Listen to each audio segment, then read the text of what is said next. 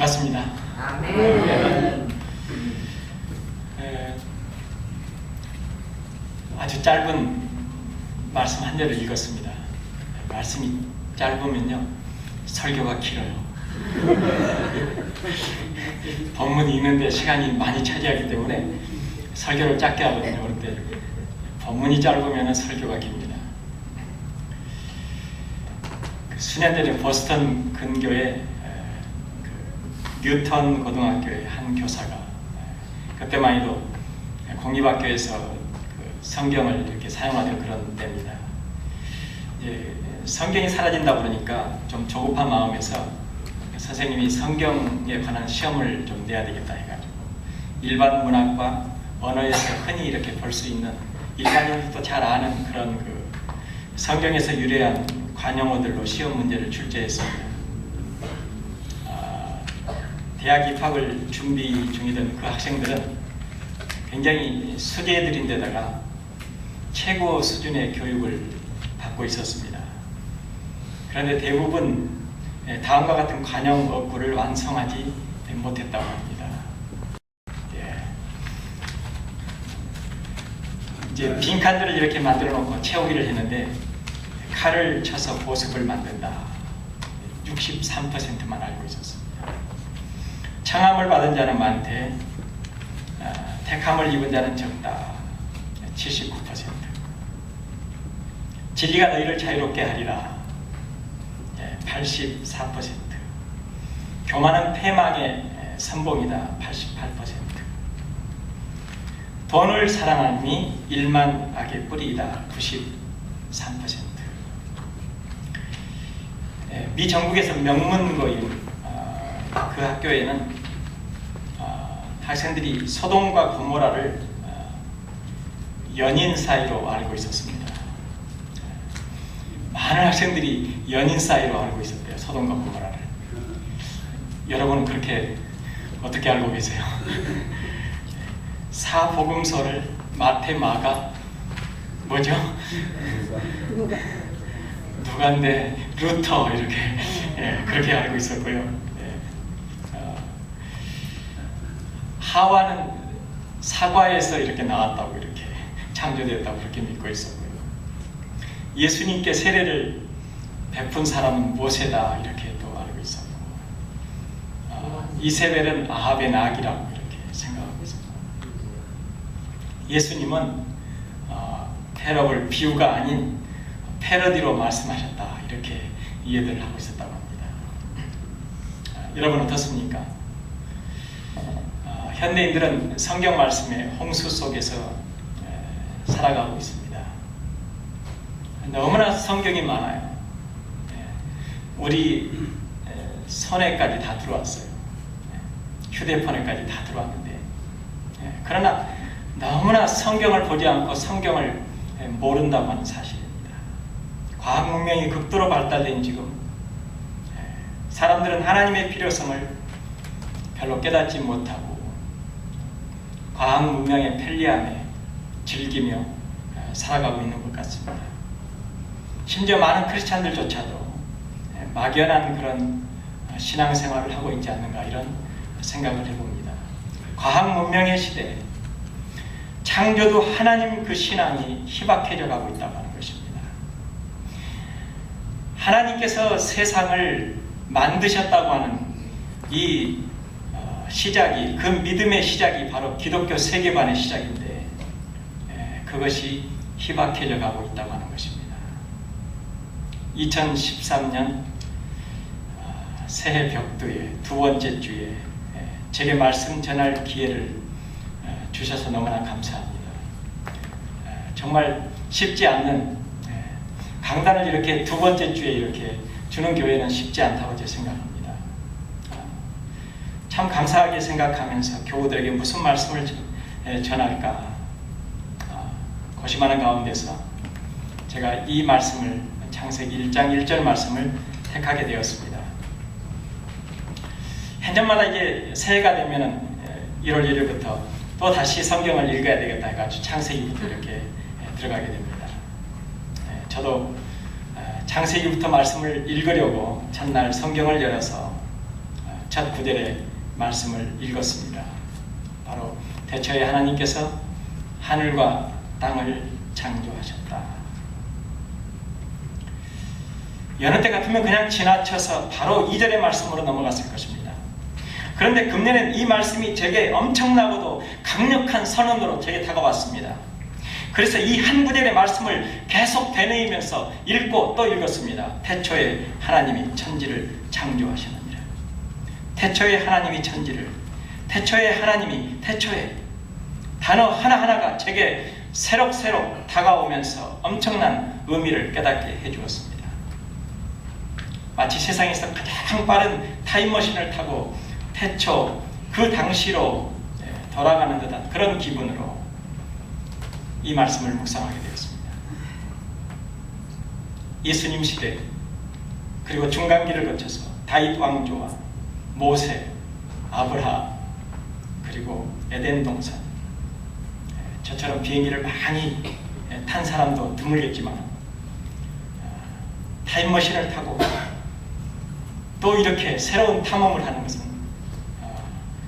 제게 새로운 모험이고 또 즐거움이었습니다. 그렇게 저의 태초로의 탐험 여정이 시작되었습니다. 저의 태초로의 탐험은 태초로부터 지금까지 너무나 많은 시간과 역사 속에서 우리 인간들이 잃어버린 많은 것들을 찾기 위한 그런 시도였습니다. 태초 이래 인간 세상은 수많은 문화가 형성되면서 우리 인간들이 정말 간직해야 될 가장 소중한 기본적인 것들을 잊어버리고 가치관의 혼란 속에서 살아가고 있습니다. 저는 잃어버린 그 소중한 것들을 지금의 그 복잡한 이 세상 속에서 다시 이렇게 찾는다고 하는 것은 너무나 쉽지 않다고 하는 것을 알고 있습니다. 그래서 타임머신을 타고 창세기 1장 1절의 시간으로 다시 돌아가 보기로 했습니다. 창세기 1장 1절에는 무엇이 있을까? 저의 탐험이 시작이 되었습니다. 일단 시작을 알리는 첫 구절이라는 걸 금방 알 수 있었습니다. 창세기 1장 1절은 시작에 대해서 말씀하고 있었습니다. 창조의 시작. 그러나 그 시작은 너무나 많은 것을 함축하고 있을 것이라고 하는 생각을 하면서 읽고 또 읽었습니다. 창세기 1장 1절에 담긴 중요한 부분을 찾기 위한 탐험은 1절에만 머물러서는 안 되겠다는 생각에서 창세기 전체로 확산해 갔습니다. 그랬더니 창조의 시작, 인류의 시작, 가정의 시작, 죄의 시작, 하나님에 대한 불순종과 고통의 시작을 이야기하고 있었습니다. 그리고 인간들을 사랑의 관계와 믿음의 교제로 회복시키기 위한 하나님의 구원의 노력이 벌써 창세기부터 시작되고 있다고 하는 것을 발견하게 되었습니다. 기독교 믿음을 이해하기 위해서는 이 놀라운 책 창세기를 펼쳐보아야 되겠다고 하는 생각을 하게 되었습니다. 크리스찬이라고 하면 태초에 하나님이 이렇게 시작된 이 구절의 말씀이 바로 신앙생활의 출발점이 되어야 하겠다고 생각했습니다. 저는 그 태초로의 탐험을 통해서 창세기 1장 1절에서 중요한 세 가지를 발견하게 되었습니다. 저는 그것을 여러분과 함께 나누려고 합니다. 함축하고 다 해보니까 이 세 가지로 귀결이 되더라고요. 한번 읽어볼까요? 자, 시작. 하나님, 세상, 그리고 인간.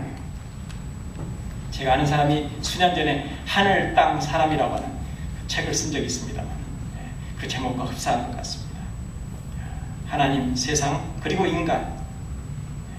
모든 것을 원점, 태초로 돌아가 보면 분명하게 이 세 가지로 집약이 되는데 그것은 하나님, 세상, 사람이라고 하는 것이 저의 태초로의 탐험을 통해서 내린 결론입니다.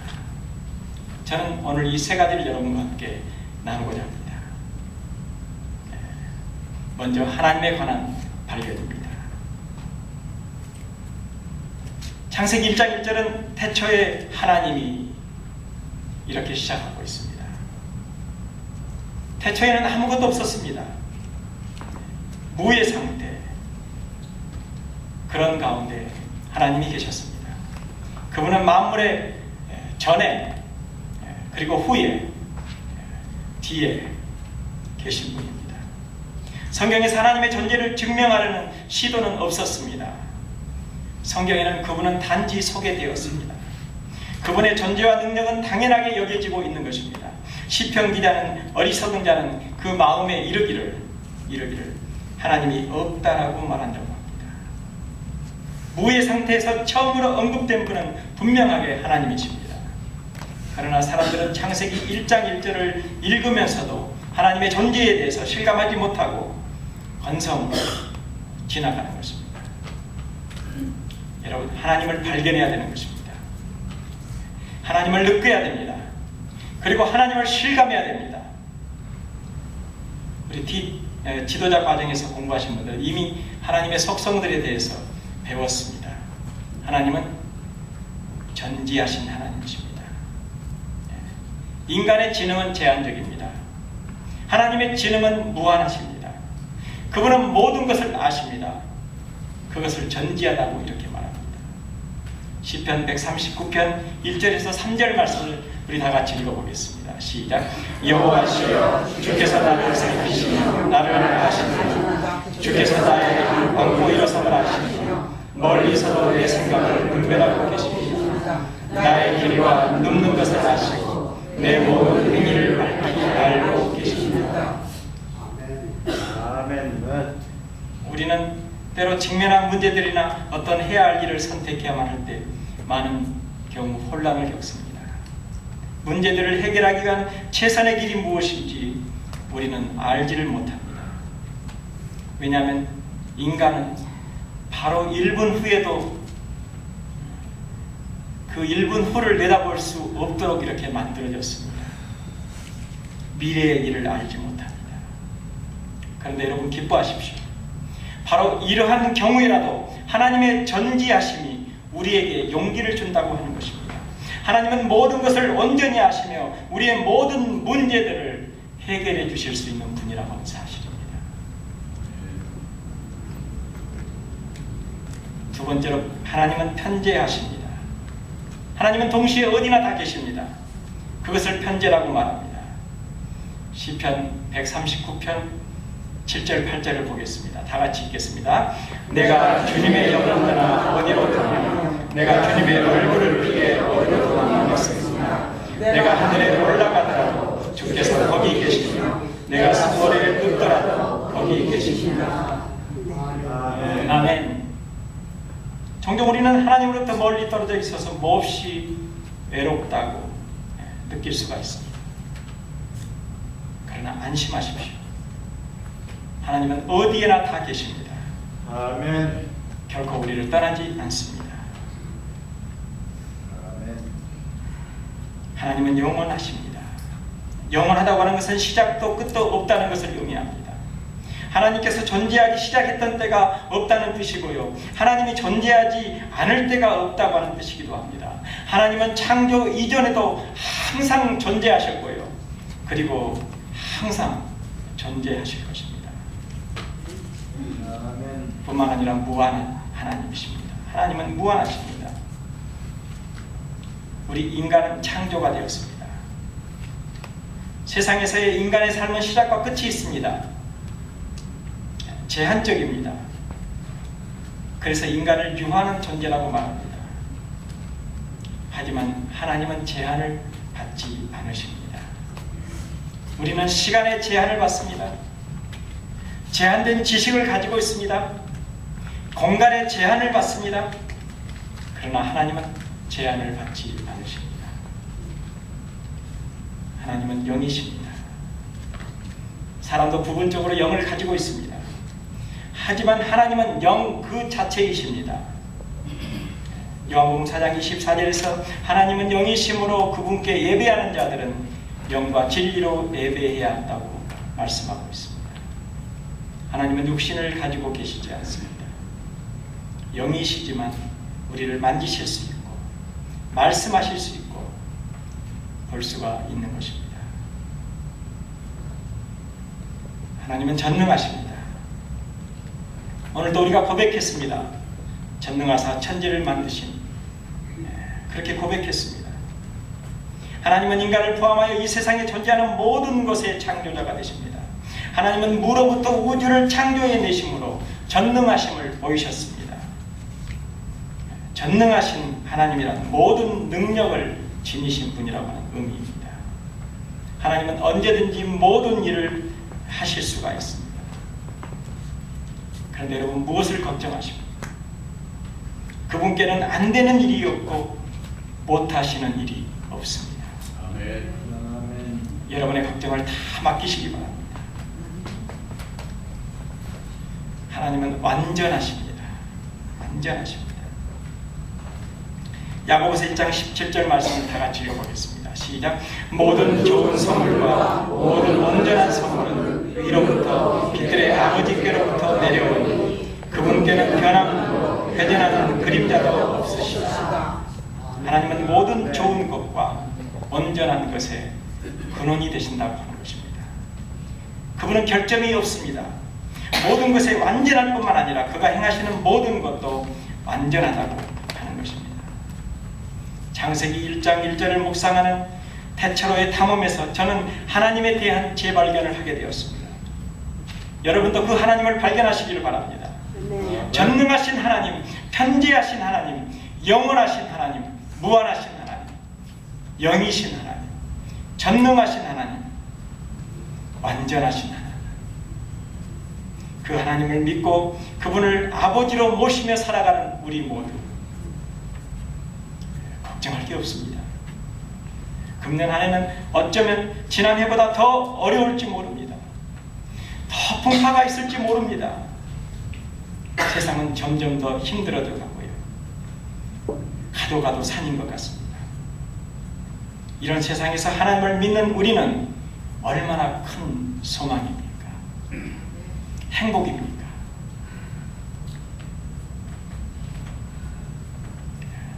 두 번째로 제가 태초로의 탐험에서 발견한 것은 세상입니다. 세상에 관한 발견입니다. 창세기 1장 1절은 하나님께서 우리가 살고 있는 지구와 우주를 창조하셨다고 선언하고 있습니다. 이 말씀은 기독교를 적대시하는 많은 사람들에게는 신나는 사냥터가 되기도 합니다. 그러나 성경을 쓴 저자는 인류와 만물의 시초에 대한 과학적인 설명을 하는 데에는 관심이 없었다고 하는 사실을 기억해야 됩니다. 그리고 그 당시에는 과학이라는 학문도 없었습니다. 역사적인 설명에도 관심이 없었습니다. 영감을 받은 저자는 언제 우주가 창조되었는지에 대해서도 별로 관심이 없었습니다. 그 대신 그는 누가 창조하셨는지에 대해 관심을 가지고 거기에 집중하고 썼던 것입니다. 여기 창조하다, 이 단어는 히브리어로 바라. 보세요, 하나님께서 창조하셨습니다. 봐라. 봐라. 창조하다. 봐라.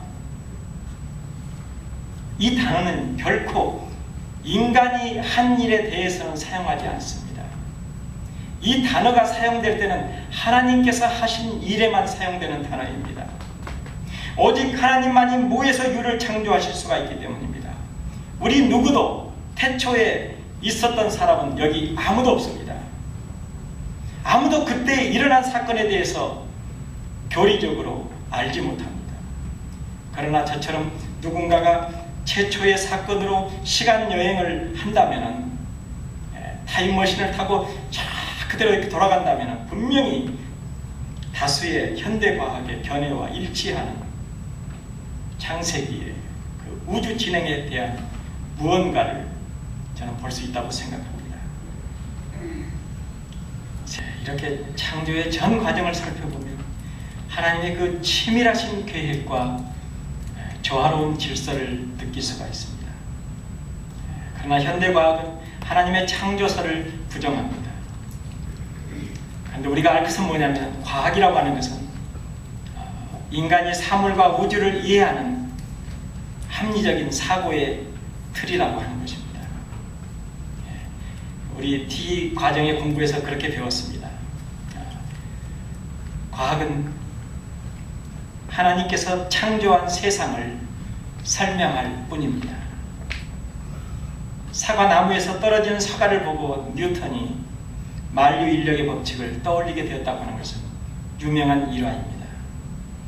그런데 많은 사람들은 흔히 사과가 떨어지는 것은 만류인력의 법칙 때문에 떨어진다고 이야기합니다. 여러분, 만류인력의 법칙이 사과를 떨어지게 합니까? 사과가 떨어진 것을 보고 그 법칙을 발견한 것입니다.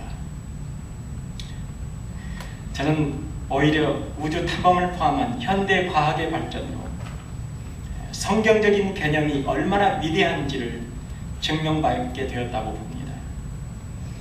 우주여행을 다녀온 많은 우주인들이 하나님의 그 위대하심을 고백하고 있지 않습니까? 천문학자 케플러는 하나님을 섬기는 신실한 사람이었습니다.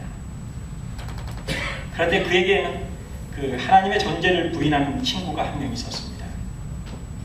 그 친구는 우주는 어떤 기계적인 질서에 의해서 우연하게 생겨났다고 늘 주장했습니다. 그래서 이 케플러하고 늘 논란을 벌였습니다. 우주는 하나님의 창조물이라네 하면서 가르쳐 주지만 그는 늘 반론을 제시했습니다. 그게 말이 되는가? 어떤 궤도 안에서 가장 우세한 힘을 가진 별이 다른 별들을 지배함으로써 생겨난 우주의 법칙에 불과한 거야. 태양계란 그 자체의 힘으로 생성된 것이지 누가 만들어낸 것이 아니란 말이었어요. 케플러는 그 친구에게 하나님이 우주의 창조주가 되신다고 하는 사실을 꼭 깨닫게 해주고 싶었습니다. 그래서 국리 끝에 태양계의 모형을 만들기로 했습니다. 그는 수성, 금성, 지구 이런 태양계의 별들을 실제 크기의 그 축소 비율로 만들어가지고 심혈을 기울여서 거기다 별까지 이렇게 달았습니다. 그리고는 그것들이 태양을 중심으로 빙글빙글 돌아가도록 서로 연결을 했습니다. 며칠 후에 그 케플러의 친구가 케플러의 관측소를 방문했습니다. 그 친구는 아름다운 태양계의 모형을 보면서 감탄을 했습니다. 이거 누가 만들었지? 그때 케플러는 시침을 뚝 떼고 아무도 만들지 않았어. 그냥 자기 힘으로 생겨난 거야. 그 친구는 어이가 없다는 듯이 그런 엉터리 같은 대답이 어딨냐? 누가 만들었어? 하고 이렇게 다시 물었습니다.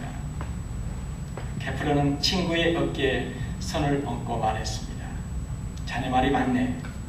어떻게 저 장난감이 저절로 만들어질 수가 있겠어?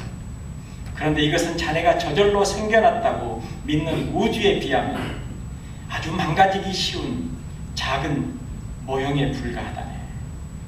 이 작은 모형도 누군가의 손에 의해서 만들어진 것처럼 저 거대한 우주도 만든 분이 계시다네. 그러면서 그 친구에게 전도를 했다고 하는 일화가 있습니다. 제가 수년 전에 요세미티를 갔습니다. 거기 뷰 포인트에 딱 도착을 했는데 딱 보니까 막 모든 골짜기마다 바위 틈에서 막 폭포가 쏟아지는데 와, 완전 살아있는 그런 장면이었습니다. 그래서 또 자동차를 몰고 이렇게 가서 큰 폭포수 아래 이렇게 도착을 했습니다. 그리고 그 폭포수를 보면서 넋을 잃고 이렇게 바라보다가 누구가 먼저랄 것이 없이 주 하나님 지으신 모든 세계 찬양을 누가 불렀는지 모르겠지만 부르기 시작했고요. 한국말도 나오고 영어도 나오고 스페니시도 나오고 막 프랑스어도 나오고 막 수개국의 가사로운 노래가 합창으로 불려지기 시작했습니다. 언어와 인종을 초월해서 거기 있는 사람들 모두가 다 찬송을 했습니다. 너무너무 멋진 황홀한 그런 광경이었습니다. 하나님께서 만드신 세상을 보면서 우리는 하나님을 찬양하지 않을 수가 없는 것입니다. 성경에 보면 처음 세상은 너무너무 아름다웠다. 하나님께서 보시기에 좋았더라. 이렇게 말씀하고 있습니다. 이런 세상이 변질되었습니다. 너무나 악하게 되었습니다. 우리 크리스찬들의 사명이 얼마나 큰지 모릅니다. 성경적인 세계관은 하나님의 창조를 전적으로 믿는 것으로부터 시작하는 것입니다. 이 세상은 하나님께서 만드셨습니다. 이 세상을 보면서 하나님을 느낄 수 있어야 되고요. 그분의 임재를 느낄 수 있어야 하겠습니다. 세 번째는 저의 탐험에서 발견한 세 번째는 사람에 관한 발견입니다. 창세기 1장 1절만 가지고서는 사람에 관해 발견하기가 어렵습니다. 그런데 창세기를 조금만 더 탐험해 보면 1장 1절에 하늘과 땅을 만드신 이유는 바로 사람을 위한 것이라고 하는 사실을 금방 알 수가 있는 것입니다. 사람의 창조는 하나님의 창조 사역의 정점이며 축이 되는 것입니다. 하나님께서는 인간 창조를 염두에 두시고 먼저 5일간에 걸쳐서 인간을 위한 배경을 만드셨습니다. 마치 화가가 캔버스에 그림을 그릴 때 먼저 전체 구도를 생각하고 스케치를 한 후에 치밀하게 색을 칠해 나가듯이 하나님께서도 인간 창조를 염두에 두고 그렇게 하신 것입니다. 성경에는 다른 피조물을 창조할 때 성부, 성자, 성령 삼위께서 숙고하고 의논했다고 하는 기록은 없습니다. 단지 말씀으로만 이렇게 되어라 하면은 그렇게 되었습니다. 선포만 했습니다. 그러나 인간을 창조할 때는 삼위 하나님의 깊은 상의가 있었다고 하는 것입니다. 우리 창세기 1장 26절 말씀을 보겠습니다. 다 같이 읽어보겠습니다. 시작. 우리가 우리의 형상을 따라 우리의 모양대로 사람을 만들고 그들이 바다의 고기와 하늘의 새와 가축과 땅과 땅에 피는 모든 것을 다스리게 하자. 여기 이 말씀을 보십시오. 우리의 세 번이나 우리라고 이렇게 강조하고 있습니다. 성삼위 하나님께서 사람을 만들기 위해서, 우리를 닮은 사람을 만들기 위해서 숙고했다고 하는 이 구절입니다. 하나님께서 다른 창조물들에게는 자신의 이미지를 반영시키지 않았습니다. 그러나 인간만은 하나님의 형상과 모양을 따라 피조된 존재이기 때문에 하나님과의 진정한 교제가 가능한 것입니다. 아버지는 자신을 닮은 자녀를 사랑할 수밖에 없습니다. 하나님은 자신의 형상을 닮은 우리들을 천하보다 귀하게 여기셨습니다. 그런 의미에서 저는 진화론을 지지하는 사람들을 보면 얼마나 가엽게 보이는지 몰라요. 자신이 하나님의 걸작품인지도 모르고 자신이 곤충에서 진화된 존재로, 그렇게 천대한 존재로 알고 살아간다고 하는 것은 행복하지 못한 것 같습니다. 제가 여러분에게 한 가지 알려드리는 특종이 있습니다. 종의 기원을 쓴 찰스 다인 아시죠? 찰스 다인의 이야기입니다. 이분은 진화론을 썼다. 우리 기독교 창조론에 비교해서 아주 우리가 굉장히 정말 누구나 다 아는 그런 사람이잖아요. 근데 찰스 다인이요, 나중에 이 기독교를 새롭게 보게 되었습니다. 저희 이 T 사역단체, 영국의 국제본부의 전신인 그런 선교단체가 있습니다. 그 선교단체가 남미에 선교하기 위해서 많은 노력을 기울였습니다. 수많은 사람들이 그 남아메리카 원주민들에 의해서 죽임을 당하고 그런 그 피해 역사 가운데서 선교단체가 세워지고 그리고 거기에 이 T가 이렇게 또 시작이 되게 되었습니다. 저는 그 사역을 한다고 하는 것이 얼마나 큰 자부심인지 모릅니다. 근데 찰스 다인이 그 초기에 선교사들이 계속 가서 막 선교당하니까 해군 제독에게 막 편지를 보내가지고 선교사들이 가는데 배를 지원하는 것은 그건 너무나 그건 정말 값어치 없는 일이다. 그러면서 막 만류를 했던 사람이에요. 그리고 남아메리카 인디언들은 정말로 세상에서 쓸모없는 사람들이라고 이렇게 했던 사람입니다. 진화되지 못한 사람들이다. 진화론자답게 막 그렇게 말을 했습니다. 그러나 많은 선교사들이 속속 죽음을 무릅쓰고 가서 순교하고 계속하면서 거기에 선교 전진 기지가 세워지고, 그리고 수많은 사람들이 예수를 믿고 그들의 삶이 변화되는 것을 보게 되었습니다. 후에 찰스 다인이 그런 고백을 했습니다. 나는 지금까지 계속해서 실패만을, 잘못된 것만을 말해왔다. 자신이 고백을 했습니다. 그러면서 우리 그 선교단체에 부탁을 했습니다. 나를 당신의 선교단체의 회원으로 받아주십시오. 그리고 그가 죽을 때까지 선교단체에 헌금을 했다고 하는, 전혀 세상에는 알려지지 않는, 그가 강력한 진화론자이기 때문에 언론까지도 그 사실을 전부 다 막았다고 하는 그 사실을 저는 그 본부의 우리 디렉터를 통해서 듣게 되었습니다. 2장 7절에서 계속해서 사람을 만드는 기사가 나옵니다. 한번 읽어보겠습니다. 시작. 여호와 하나님께서 땅의 흙으로 사람을 지으시고 그 코에 생명의 호흡을 불어넣으시니 사람이 생명체가 되었다. 아멘. 아멘.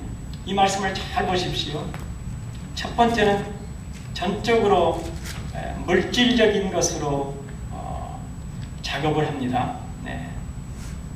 흙으로 물질적인 것이잖아요. 그러면서 하나님의 솜씨가 여기에 반영이 됩니다. 흙으로 만드셨습니다. 손수 지으셨습니다. 두 번째는 거기다 생명의 호흡을, 이것은 영적인 것입니다. 그것이 바로 동물과 다른 점입니다. 하나님은 사람의 코에 생명의 호흡을 불어넣으셨습니다. 이것은 하나님의 사랑을 반영합니다. 이는 매우 친밀하고 인격적입니다. 하나님은 단지 사람을 지으셨을 뿐만 아니라 실제로 자신을 사람에게 주신 것입니다. 하나님께서는 결코 패자를 창조하지 않으셨습니다. 실패작을 만들지 않으셨습니다. 하나님은 그의 걸작품인 사람을 승자로 만드셨습니다. 하나님에 대한 믿음을 새롭게 가지시기 바랍니다. 우리는 너무나 자포자기하는 경우가 너무나 많이 있습니다. 기복하는 경우가 너무나 많이 있습니다. 우리 모두는 하나님의 훌륭한 걸작품입니다. 혹 자신이 스스로 늙었다고 느끼면요, 40세라도 늙은 것이고요, 자신이 젊었다고 생각하면요 80세라도 젊은 것입니다. 제가 보기엔 여러분 다 젊어요. 아멘. 네. 아멘. 그런데 제가 우리 아름다운 교회 교인들 다 젊다고 생각했어요. 그런데 좀 실망한 적이 있습니다. 우리 교회 부흥회를 할 때, 성구영신 예배 때, 중요한 때 저녁 예배에 나오시질 않아요. 다 젊다고 생각했는데 왜 그때 안 나오시는지 몰라요. 그래서 좀 실망이 되었어요. 이제 금요 찬양 예배를 시작했는데요, 다른 교회 가면요 금요 찬양 예배나 수요 예배나 여기 젊은이들은 별로 없고요, 다 나이 드신 분들이 와서 열심히 찬양하고 기도하고 교회를 위해서 기도해주고 다음 세대를 위해서 기도하고 그러는데요, 저는 그런 의미에서 금요 찬양 예배 시작했다고 보면 그렇지 않습니까, 목사님? 우리 모두 다 젊으니까 나서 열심히 기도하고 찬양하십시다. 사실 교회가 흥황되고 성장하는 것은요,